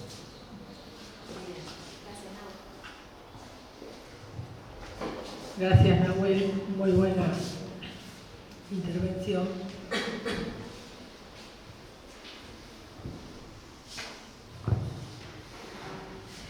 Bueno, se me ocurrió mientras escuchaba a Nahuel esta cuestión de a lo mejor escribir, yo no entré en Independiente, era a ver qué escriben, pero esto que posiblemente en otros espacios de red también está, que se pueda decir cualquier cosa,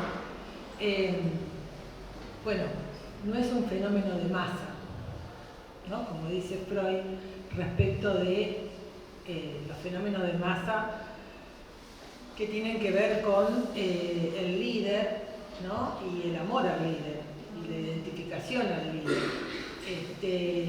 sino que en todo caso, si ese líder sacó 2, no 0, es un líder, y si sacó 0 se destruye, digamos. No hay, no hay un lazo tampoco estable ahí, ¿no? Hay una cuestión de lo que Freud plantea, me acordaba ahora, ¿no? En psicología de las masas y análisis del yo, donde aparece esta cuestión del amor, justamente la identificación y el líder, que eso también, podríamos decir, en cierta manera, también se está diluyendo como los nombres del padre. Pero también aparecen, ¿no? Figuras a veces que reemplazan a esa figura del líder amoroso o del padre, porque también sería una figura de sustituto del lugar del padre, no padre de carne y hueso, pero también aparecen entonces en los neofascismos, capaz que podríamos ubicar el retorno del padre feroz. Entonces ahí aparece un líder, pero ya el padre feroz. Así que también tiene esas otras vueltas a la modernidad, ¿no? Bueno, nada, me digo. Sí,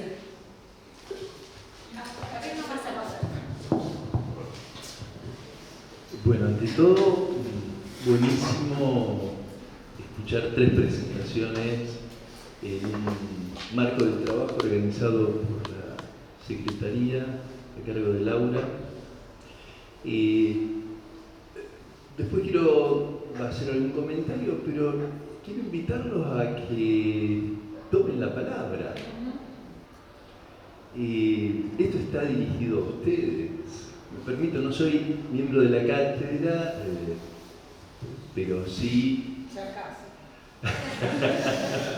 Es un gusto cada vez participar de alguna actividad que organiza la cátedra a cargo de Vivi Zucco.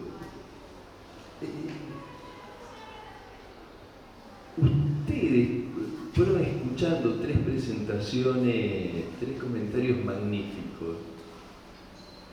Me imagino que cada uno, salvo que lo tomen como una exposición magistral que es dogmática, cerrada, que no tiene nada de eso, ninguna de las 3 presentaciones. Me pregunto, ¿cómo no levantan? No veo 5, 10, 20, 30 manos levantadas queriendo interrogar la conexión entre esto y aquello. Me lo pregunto sinceramente. No es que otro tiempo pasado fue mejor, nunca ocurrió algo así. Claro, no es que... Pero, ¿qué más pasa? hablamos de temas fuertes, impactantes, actuales. El amor, la angustia, el deseo, el erotismo. No tenemos nada para decir sobre esto. A mí me llama la atención, sinceramente. Cuando nadie les prohíbe intervenir, Vivi, cada uno de los expositores, les invita a participar. ¿Qué pasa? A mí me gustaría que en este momento haya alguien, bueno, ahora me animo, tenía una idea, no entendí algo, acá, pregunto, qué bueno que sería, ¿no? Mientras vas pensando, anímense. Algo muy sencillo, muy sencillo. Y cada una de las presentaciones a mí me hicieron pensar mucho en la relación entre el amor, lo que se llamamos amor, que habría que ver qué es, y la angustia. Es muy interesante lo que cada uno presentó, pero lo que decía Vivi sobre la falta de garantía. No hay garantía, la vida implica. Es muy fuerte pensar eso. Si lo pensamos nos angustiamos. Por eso Heidegger decía que la angustia es un concepto central, pero porque la vida implica angustia. Pero ¿qué es eso de que no hay garantía? Ahora, ahí se abren varios puntos, pero quedaría para hablar y conversar, que cada uno de ustedes lo piense, conversemos. El otro punto que es fácil decir, primero, no hay relación sexual, es cierto, no hay una fórmula universal que asegure la relación entre dos o más, como el poliamor. Pero también es que amar es más difícil, mucho más difícil que estar solo o sola. Amar, ¿qué es? No solamente, como decía Milagro, algo sentimental. Amar es soportar los síntomas del otro al que se ama. Y soportar los síntomas del otro no es tan sencillo. Es mucho más fácil vivir solo, cada uno haciendo pareja, que convivir. Mucho más difícil la convivencia. Y los años no garantizan, no aseguran de que, bueno, ya tolero mejor los síntomas del otro, el modo de demanda, las quejas, los reclamos, lo que espera no me lo dice y después aparece el rencor. Y a su vez del propio lado también. Es muy complicado. Entonces ahí tenemos mucho para pensar efectivamente, no metapsicológicamente solamente, sino a nivel de los hechos de la vida humana que después aparecen en la clínica. Y por último, hablando de la clínica, con tantas transformaciones del amor en la época, ¿cómo afecta eso al amor de transferencia hoy, 2024, a diferencia de 100 años atrás que Freud escribió sobre la transferencia? Los invito, tomen la palabra, piensen qué les interesa, criticar, objetar, preguntar verdaderamente cada uno de ustedes. Gracias. Bien, ahora sí, la invitación de Roberto. Después voy a elegir uno al azar.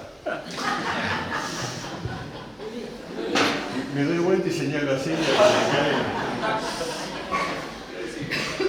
Bien, no, dos cosas breves. Una que pensaba, ¿no?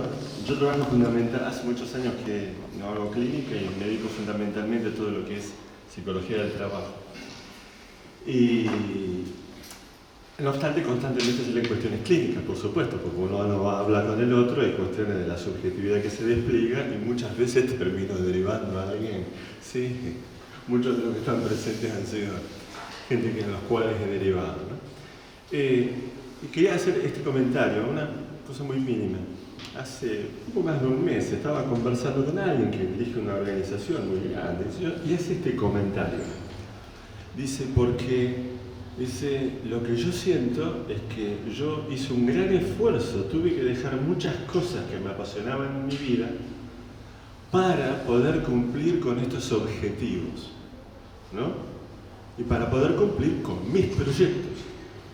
Y entonces, y remata con, y dice, siento que mi vida está consumada, ¿no? Que me acordé cuando hablaste, cuando dijiste, bueno, alguien que ya no quiere vivir, ¿no?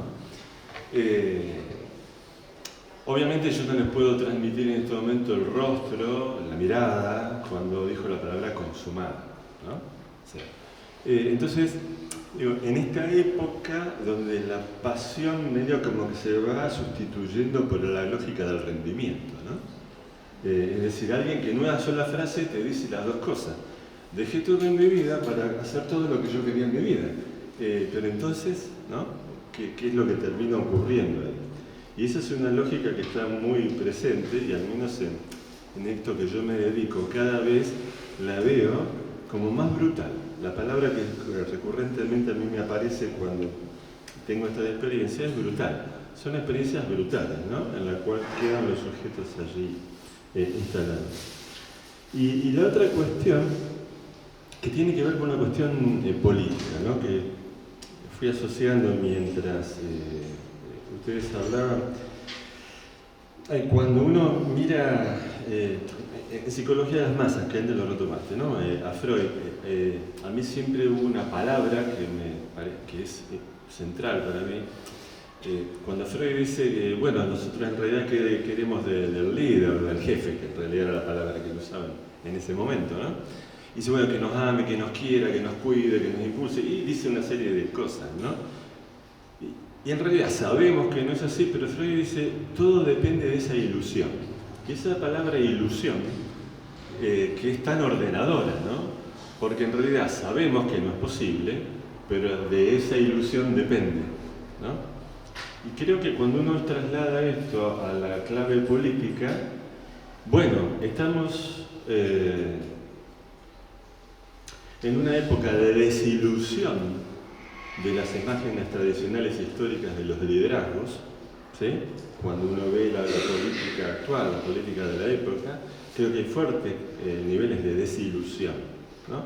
Y por tanto, por supuesto, las figuras tradicionales no logran convocar a esos procesos identificatorios que se dirigen a algo que es constructivo.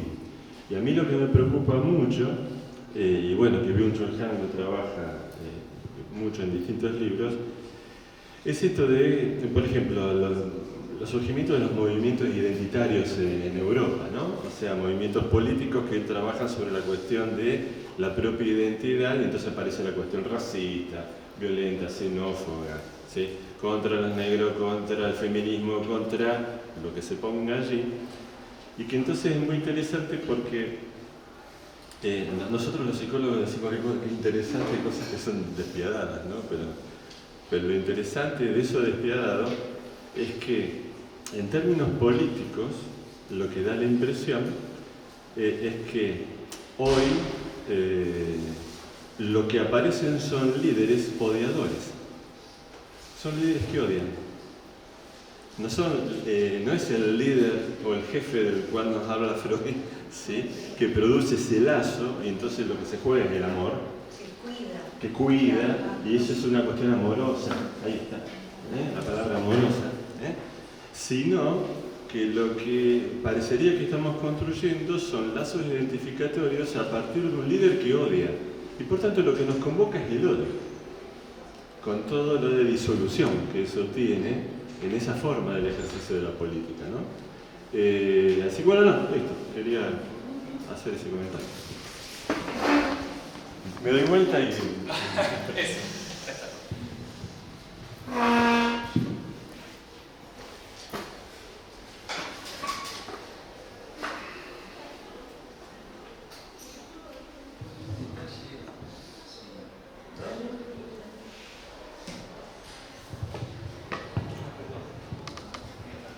un detalle nomás que me parece que es muy interesante y lo que vos traías, Milagro, sobre esta distinción que hace Jacques Lacan entre amor, deseo y goce, que después la destacó, le iluminó la enseñanza de Jacques Adam Miller,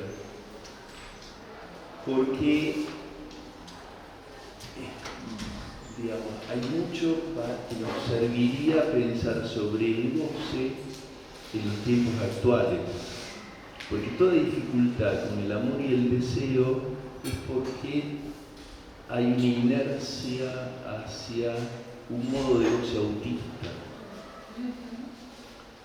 Y entonces esa frase de Lacan en el seminario 10, solo el amor permite al goce condescender al deseo, me parece que hay que moverla. No va en esa única dirección. Porque ahí está muy privilegiado el deseo.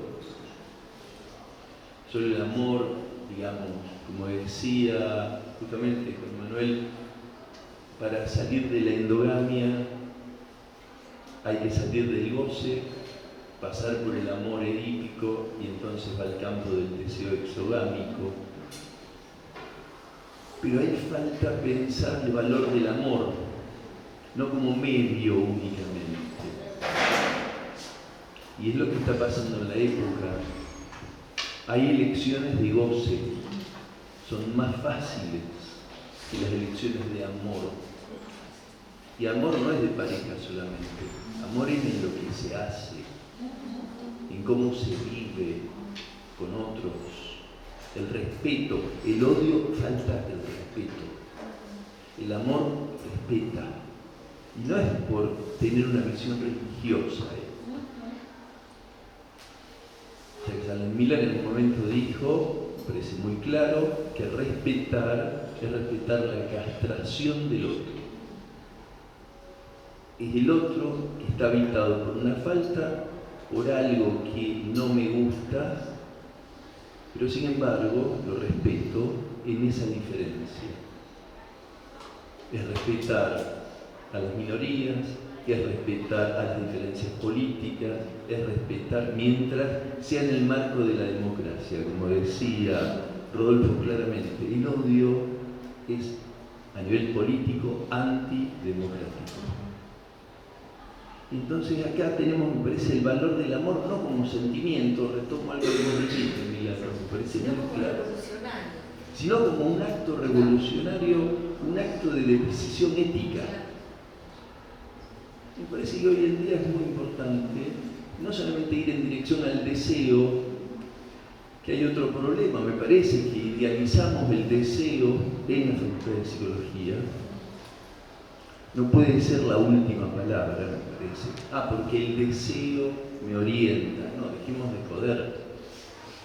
El deseo puede ser el deseo de lo peor, el deseo del fracaso, el deseo inconsciente del daño al otro, el deseo de la rivalidad hostil. El deseo no hay que idealizar. Pueden ser modos superyoicos de gozar.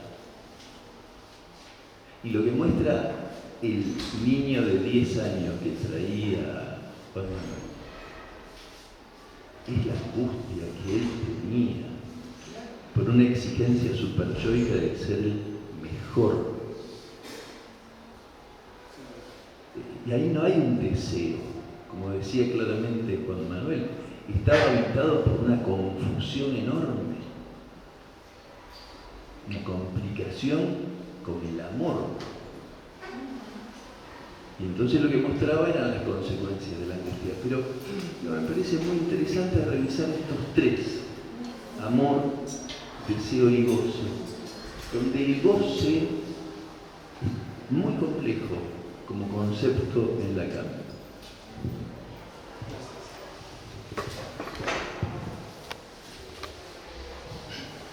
Bueno, ¿algún otro comentario? A mí se me ocurrieron. Sí, dale, por favor.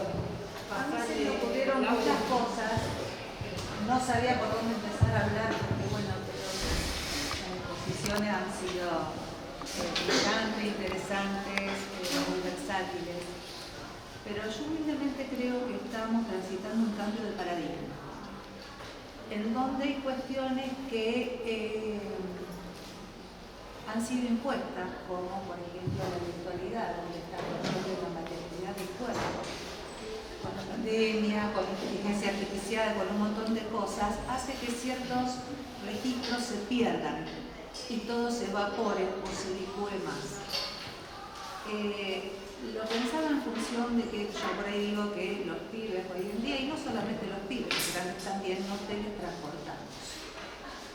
Yo recuerdo que cuando era muy joven, o chica, que iba a ir del pueblo a Rosario, iba mirando, tomando referentes en esto de el amor como un proceso, ¿no? Y me venía también la canción esta, a la vida hay que hacerle el amor, ¿no? Falta esa cosa de amor puesta en juego, en donde uno va aprendiendo la vida y va aprendiendo el vivir y va aprendiendo con otros. Me parece que estamos en cuestiones muy regresivas, en donde es habitual que uno sube un colectivo y nos metemos dentro de la pantalla a ver no sé qué cosa y llegamos al lugar de destino y no hubo registro. Me parece que ahí está un poco también la diferencia de la soledad y el estar solo. Me venían metáforas de cuando estudiaba esto de Juanito Solo con, ¿no? Esta cuestión de las paradojas. Me venía también Luis Junípero cuando él hablaba de que la histeria es siempre la misma, que lo que cambian son los ropajes, ¿no? Y en función de todo lo que vos decías. Yo creo que estamos transitando un cambio de paradigma que duele y hay todo un duelar y que con el tiempo nos vamos a acomodar, no sé cómo, pero que en los pacientes, como trajo Juan, esto es algo que trasciende un grupo etario. Creo que también tiene que ver con adultos, tiene que ver también con esta seguridad que te da el Waze o el GPS cuando tenés que ir a un lugar y le acertás al rulo de la autopista porque tenés ese dispositivo donde te apoyás, ¿no? Va más allá de un otro, va más allá del pensarse. Me parece que hay cuestiones de mucha postulación. Y que, bueno, ahí estamos transitando la vida amorosamente con nuestros pacientes. También pensaba en esto del amor de transferencia, en estas cosas que van cambiando. Pensaba en la melancolía, ¿no? Pensaba en la psicopatía, estas relaciones tan tóxicas que por ahí nos encontramos, que vemos en la vida, con amigos, con pacientes y demás, donde hay una trascendencia de esta cosificación, ¿no? Como que no hay. Todo pasa a fluctuar de un lugar a otro como si nos teletransportaran, ¿no? Bueno, a mí me dio para pensar mucho el espacio, me pareció muy rico y bueno, celebro que se pueda dar. ¿Sí? Bueno, yo quería comentar, bueno, mi tip también lo hice, no en Rosario, pero lo hice sobre vínculos amorosos en redes sociales y es algo que, hablando de preocupación, me preocupa esta cuestión de cómo el objeto se presenta como un objeto amalgamático, en donde se están perdiendo en cuestiones al autor que mencionabas, Han, que dice que estamos en una sociedad pornográfica porque se está perdiendo el ritual del erotismo. Entonces, el contraste en que la red social se ofrece como un objeto perverso, que todo lo ofrece, que todo lo contiene, y este lugar del gran otro también, donde no hay un otro que se ofrezca como un resto tampoco. Entonces, más que nada, reflexionaba eso. Y también, hablando del deseo, no solamente el deseo, sino también el deseo del otro, de responder esta pregunta sobre el deseo del otro. Entonces, mi pregunta tiene que ver con las, bueno, recién recibida, ¿no? Y también siendo de otra época, que no entiendo mucho esta cuestión de conocer gente en la red. Hoy es lo que prevalece, no es que el conocer a un otro es en un lugar establecido, ni siquiera hay lugar para que nos planten, sino el ghosteo como una nueva forma de comunicación. Pero bueno, esta reflexión que tiene que ver con hay un nuevo paradigma en donde conocer a un otro tiene que ver con una red, con un objeto que intenta responder el deseo del otro. Y mi pregunta tiene que ver más que nada con las intervenciones clínicas, que sé que es caso a caso, pero cómo nos podemos actualizar frente a estas nuevas intervenciones que en adolescentes hoy son praxis sociales, estamos todos involucrados y bueno, más que nada eso, en la intervención clínica.